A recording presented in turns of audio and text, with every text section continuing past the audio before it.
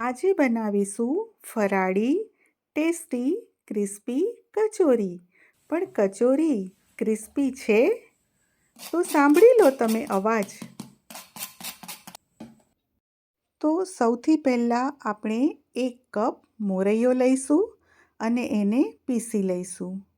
બહુ બારીક નહીં પીસીએ અને બહુ કકરો પણ નહીં રાખીએ. હું તમને બતાવું. જુઓ, આ રીતે આપણે એકદમ ઝીણો પણ નથી કરવાનો અને બહુ કકરો પણ નથી રાખવાનો. હવે જે કપ ભરીને આપણે મોરૈયો લીધો હતો એ 2 કપ પાણી એક પેનમાં ઉકળવા મૂકીશું. આપણે મોરૈયો લઈએ તેનાથી ડબલ પાણી નાખવાનું. પાણી ઉકળે એટલે આપણે એમાં આપણા સ્વાદ મુજબ સિંધવ મીઠું અને 1 ચમચી ઘી નાખી દઈશું. અને હવે ઉકળતા પાણીમાં આપણે જે મોરૈયો દળ્યો હતો એ બધો જ એડ કરી દઈશું અને એને કન્ટિન્યુઅસલી સ્ટર કરતા રહીશું. આ રીતે સ્ટર કરવાનું. અને ગેસની ફ્લેમ સ્લો રાખજો. બસ, હવે આપણો મોરૈયો તૈયાર છે. ઢાંકીને 5 મિનિટ મૂકી રાખ્યા પછી હવે આપણે એને એક મોટા વાસણમાં ટ્રાન્સફર કરી લઈશું એટલે એ ઠંડો થતો થાય. તો અહીંયા બાફેલો બધો જ મોરૈયાનો લોટ આપણે એક મોટા વાસણમાં કાઢી લીધો છે. ચાલો હવે આપણે સ્ટફિંગની તૈયારી કરી લઈએ. તો 3 મીડિયમ સાઇઝના બટાકાને મેં બાફી લીધા છે અને હવે બટાકાની છાલ ઉતારી લઈશું. તો અહીંયા 3 બટાકાને આપણે હાથથી જ મસળી લઈશું અને મસળ્યા પછી બધા એમાં આપણે મસાલા કરીએ.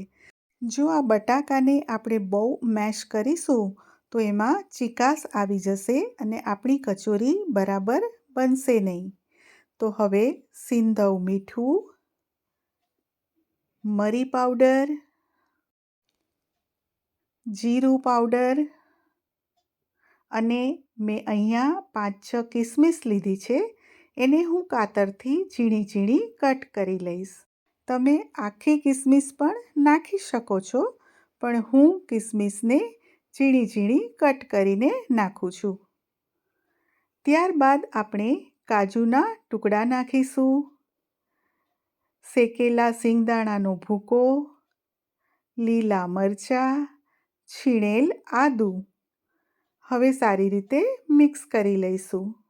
હળવા હાથે આંગળીઓની મદદથી જ આને મેશ કરવાનું, નહીં તો ચીકાશ આવી જશે. હવે એમાં મેં સૂકા કોપરાનું છીણ અને લીંબુનો રસ એડ કર્યો છે. આમાં ગળપણ સારું લાગતું નથી, પણ તમને જો ગમતું હોય તો તમે એડ કરી શકો છો. અને ફાઇનલી લીલા ધાણા એડ કરી દઈએ અને ફરીથી બધું મિક્સ કરી લઈશું. તો જુઓ, આપણો સ્ટફિંગનો મસાલો તૈયાર છે અને આવી રીતે આપણે આ સ્ટફિંગના ગોળા વાળી લઈશું. તો મારા બધા જ ગોળા વળીને તૈયાર થઈ ગયા છે. તો ચાલો હવે આપણે જે મોરૈયાનો લોટ બાફીને રાખ્યો હતો એને પણ મસળી લઈએ. તો આને આપણે રોટલીનો કે ભાખરીનો લોટ જેમ કૂણવતા હોઈએ એમ મસળીને સ્મૂથ કરવાનો છે. હાથમાં થોડું ઘી લઈ અને ફરીથી બરાબર મસળીશું. તમે જુઓ હું કેવી રીતે ભાર દઈ અને મસળું છું. તમે લોટને જેટલો સ્મૂધ રાખશો, જેટલો લૂઝ રાખશો એટલી જ આપણી કચોરી એકદમ ક્રિસ્પી બનશે. તો ચાલો હવે આપણે કચોરી પણ વાળવાનું ચાલુ કરીએ. મીડિયમ સાઇઝનું ગુલ્લું લઈ લીધું છે અને એને નાના બાઉલનો આ રીતે આપણે શેપ આપી દઈશું. અને હવે એમાં આપણે તૈયાર કરેલ સ્ટફિંગનો ગોળો મૂકીશું અને આ રીતે આપણે એને બંધ કરી દઈશું. અને કચોરી તેલમાં ખુલી ન જાય, ફાટી ન જાય, એની હું તમને અહીંયા એક બેસ્ટ ટીપ આપું છું કે આવી રીતે ગોળો વળી જાય પછી આપણે તેલવાળો હાથ નહીં, આ રીતે પાણીવાળો હાથ કરવાનો અને ગોળ ગોળ મસળતા જવાનું. આનાથી શું થશે કે લોટ સુકાશે નહીં, ફાટશે નહીં, બાઇન્ડિંગ સરસ રહેશે અને તેલમાં આપણી કચોરી ખુલી નહીં જાય. ફરીથી એકવાર હું પાણીવાળો હાથ કરી અને કિનારીઓ પર લગાવી દઉં છું. તો આ ટ્રીકથી કરશો તો તમારી એક પણ કચોરી તેલમાં ખુલશે નહીં. તો હું આ રીતે બધી જ કચોરી તૈયાર કરી લઉં છું.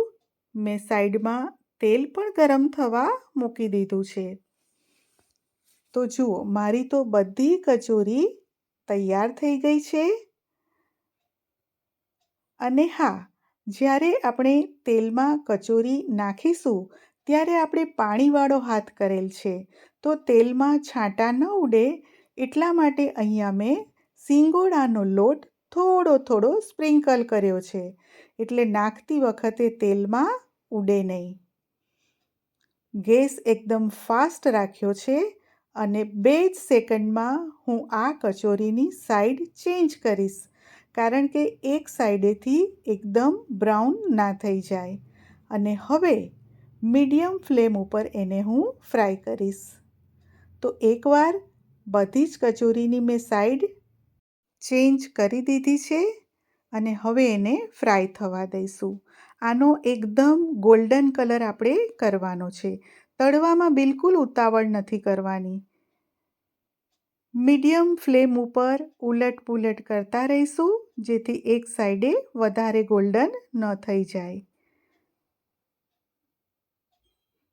તો જુઓ, આપણી કચોરીનો કલર પણ ચેન્જ થઈ ગયો છે. એકદમ સરસ ગોલ્ડન બ્રાઉન કલર આવી ગયો છે અને કચોરી એકદમ ફૂલી ગઈ છે. જુઓ, બધી જ કચોરી ફૂલી ગઈ છે. જુઓ કેટલી સરસ આ કચોરી આપણી દેખાય છે. ચાલો એને પ્લેટમાં કાઢી લઈએ. અને હવે આ મારો બીજો ઘાણ પણ રેડી છે. તો આપને મારી આ કચોરીની રેસિપી કેવી લાગી? મને કોમેન્ટ કરીને જરૂરથી જણાવશો. આવી અવનવી રેસિપીસ જોવા માટે ચાર્મીસ કુકિંગ કોર્નરને સબસ્ક્રાઈબ કરો.